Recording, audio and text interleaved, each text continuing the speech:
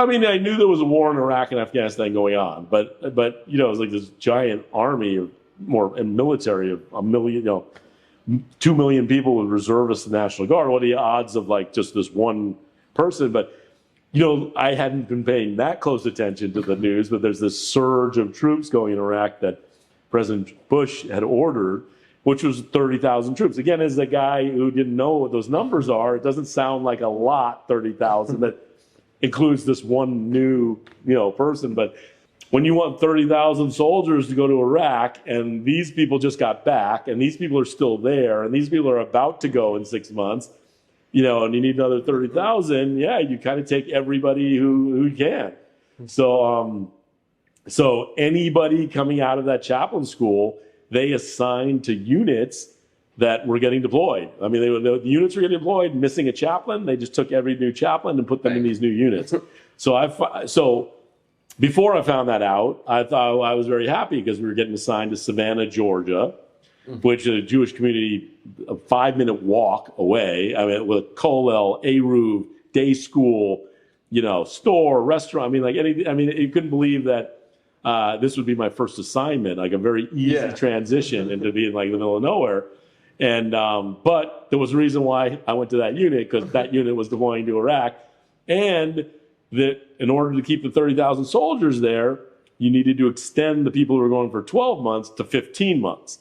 Wow. And the only thing I was grateful for was that I wasn't already there thinking I was leaving at the end of 12 months and it coming up, and now got told I got to stay for at least just before going. It's not going to be 12 months, it's going to be 15 months. So I was so in denial. I was like, in the Vietnam War, soldiers were sent there for 1 year. They counted down the 365 days. They went home. That was like this event that they remembered their entire life, this 365 days in Vietnam. And now you're telling me this 15 months, like 3 months longer than that, and I just couldn't believe. I figured like when things balance out, they'll start sending people home earlier, I guess. I don't know. Or you'll get the message that it's not 15 months anymore. It's like that suddenly a miracle would occur. Like in denial, because there's no way you can do this. And don't forget, when I joined this unit, this is their third deployment. Oh, wow. They had been in, this is 2007. These Afghanistan kicked off in 2001. Iraq was in 2003. So some of them had been, and this is the helicopter unit, a Black Hawk helicopter unit. So there are only 10 of these brigades, aviation brigades in the Army. Wow. One's always going to be in Europe. One's always going to be in Korea. One's going to be in the D.C. area flying around like high-level people. 3 of them were in Afghanistan, Iraq, or just gotten back or about to go. So basically, some of these got deployed in 2001 for a year, came back for 14 months, went again in 2003, came back for a year, went back in 2005, came back for a year, and then 2006, and now they're going in 2007. So you're just in the Army. I'm the new guy. You don't really know what's going on. You're the new guy, and you get put with a unit with some of the best soldiers in the Army. These like seasoned, What was that like when you first got there? I mean, it was for even the guys this was only going to be their second deployment. They were a little bit newer, so they had really just gotten back a year before. It was just this. It was like the morale was just so low. I mean, they liked flying helicopters.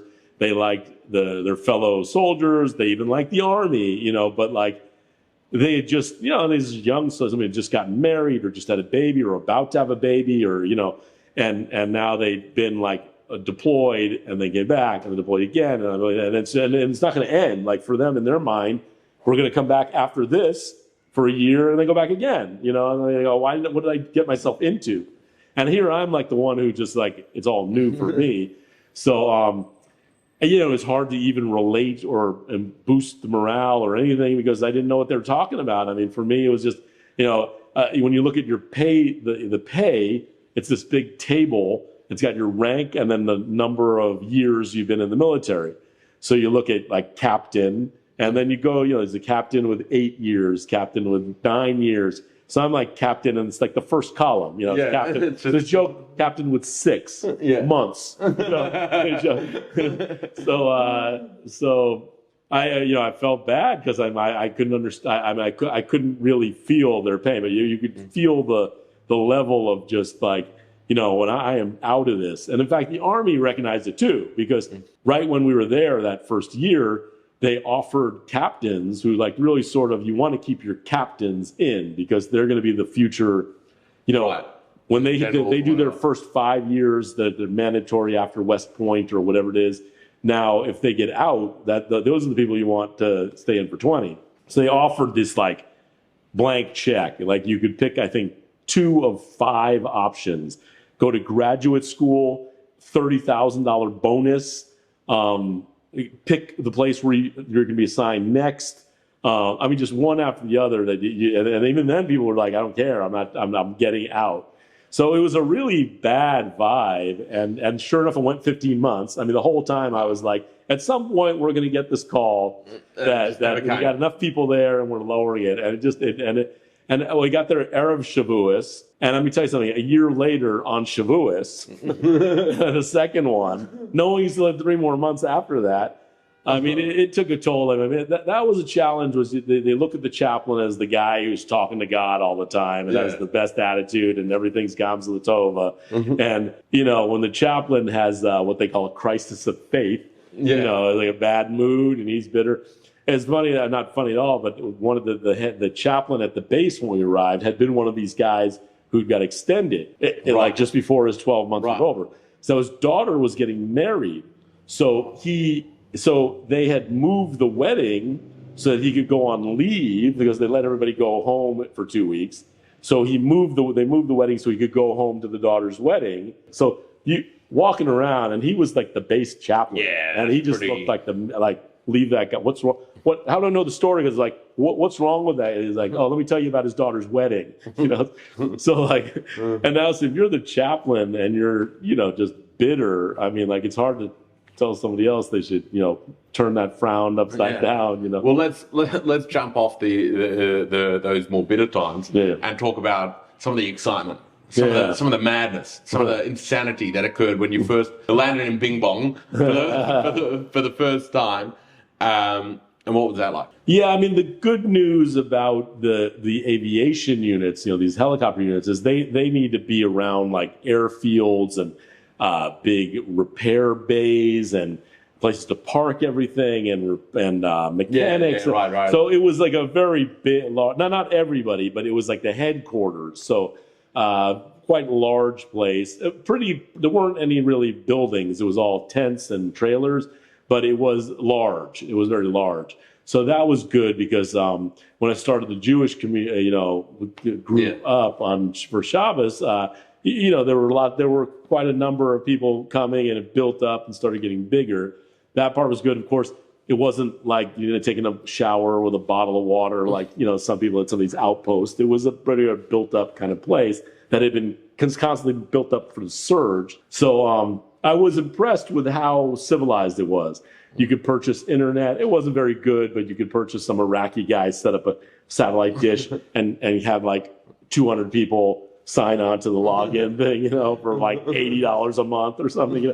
So it was that. There was the kosher food was because the Baghdad airport was right there. It was the central mail warehouse for all of Iraq. So mail came in very fast.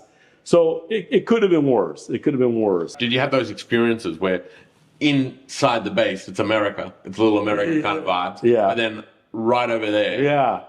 That was wild where every morning you would see these, the base was called Camp Stryker because nobody knew what the striker meant. They thought it was Striker, like in soccer, striker. But it was Stryker, the Stryker vehicle that holds, I think, about 11 soldiers. It's like an armored vehicle that then goes out into combat with this squad of infantry soldiers. So that was where, in the morning, just strolling with a cup of coffee, you just see these dozens of these Stryker vehicles with the back open, giant coolers. And all these guys loading up Gatorade and, beef jerky and whatever, and closing up and checking the lights and this and everything, and then driving out of this base into Baghdad that you could actually practically hear, the sounds of stuff going on there. I mean, it wasn't like bombardment, but, explosions. I mean, it was a giant city that was in a war zone. And then at the end of the day, they stroll in and catch dinner and get a a DVD that they watch on their laptop, and next day go out in like a commuter war almost. Like we're saying, the war was right there, but the war was 9 to 5. The war was 9 to 5, but for them, very kinetic. I mean, that was the surge. Was the first probably 3 months was like well over 100 killed in action American soldiers. So the chapel was just every day was like 3 and 4 memorial ceremonies for the first 3 months, and then General Petraeus had kind of calmed things down, and it went down to 50 and 40 and 30 and whatever. But very intense. But you wouldn't know it inside the walls of this base. It was this giant like USA with Burger King. Well, you can do whatever you want with a trailer. You put in a trailer, you fix up the middle, and you have like this fancy barber shop. You make it a Taco Bell. You make it a McDonald's, Burger King, whatever. You make it Starbucks, whatever. Maybe it wasn't Starbucks, but the knockoff version, whatever. So, and then on the screen is CNN and Fox News. And there's the mailbox, like a blue U.S. mailbox. You stuck your 40-cent stamp into it. It was really. But right outside, these other soldiers were really going through a lot.